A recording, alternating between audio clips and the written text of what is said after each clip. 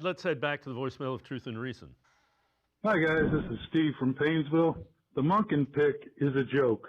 They want to tank this season and get a high draft pick for a better quarterback class next year, and also have a year to search for the young, brilliant coach they really want. Thanks, guys. As always, appreciate the voicemails. I couldn't disagree with that more. G. Bush, here's what I think. If the reports are true and Andrew Berry wanted Nathan Shieldhouse and Jimmy Haslam wanted Jim Schwartz, what that tells me is Andrew Berry was looking young, and Jimmy Haslam said, oh no, we need a veteran because we need to win games. He's already said he thought they didn't win enough games with this roster last year under Kevin Stefanski. So he's not giving them a season of a mulligan with a young head coach. So Andrew Berry said, we need an offensive coach. He gave him Todd Monken, a veteran coach on the offensive side of the ball.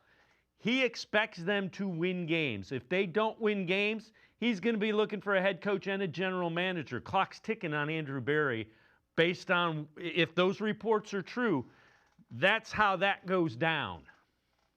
Yeah, you ain't no time for half stepping. You listen. If you told me Kevin Stefanski it wasn't good enough to have 3-4 wins, what you think you're gonna have to get this year? 7-8? You know, you got to be in that range. You got to be in that range. So when you bring a Todd Monken in, and by the way, you know I'm all for the hot coordinator type conversation and talk, but sometimes we got to get down to the brass tacks of things and saying what is your imagination and what's factual.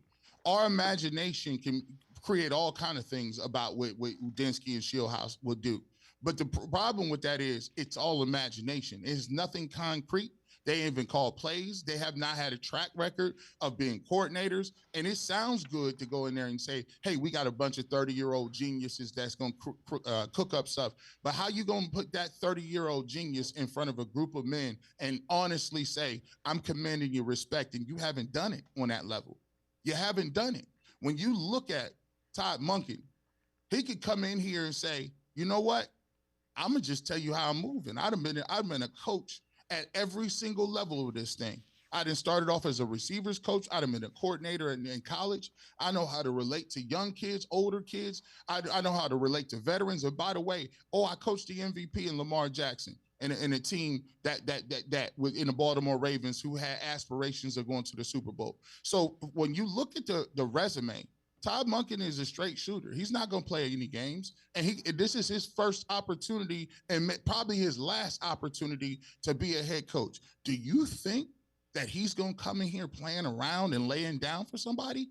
This is his first and only opportunity. So I like to hire based on one or two things.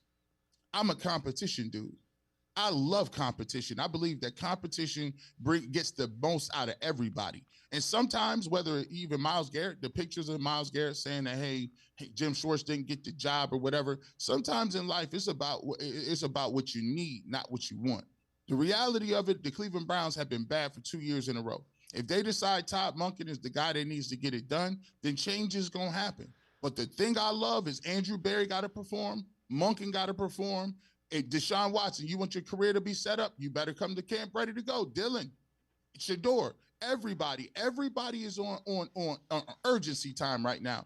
And I think that's key, that we have expectation levels, because with expectations, you're either going to get somebody that fold up or you're going to get people to rise to the occasion. And you need more people rising to the occasion than folding up. And I think this year is going to be a referendum on that.